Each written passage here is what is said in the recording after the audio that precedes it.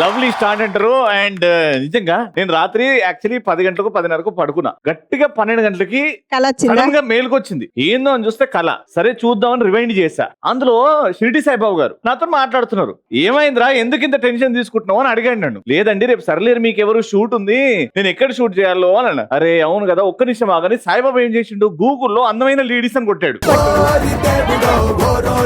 సరస్వతి నగర్కి వెళ్ళు, ఉప్పల్లో వెళ్ళు, నీకు అందమైన లేడీస్ అక్కడనే దొరుకుతాడని ఆయన. వాళ్ళ దగ్గరికి వెళ్ళి నా తరపు నుంచి కూడా చెప్పు, సరిలేరు మీకెవరో ఆయన పంపించాడు నన్ను.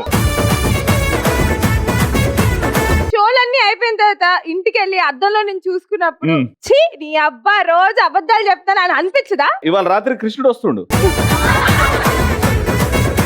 ఏడ చూస్తున్నాడండి, కళ్ళు పక్కన ఇంత అందంగా చీర కట్టుకొని వస్తాయి అమ్మాయి.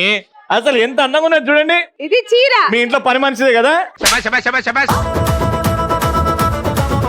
నీకు బాగా సెట్ అయింది అది. తెలిసిపోయింది నీకు, పని మనుషులతో బాగా ఉందనుకుంటా. అది కూడా విష్ణుప్రియ ఇంట్లో పని మనిషి గురించి. మా అందరి మధ్యలోకి వచ్చారు కాబట్టి ఆవిడ అందంగా కనబడుతున్నారు.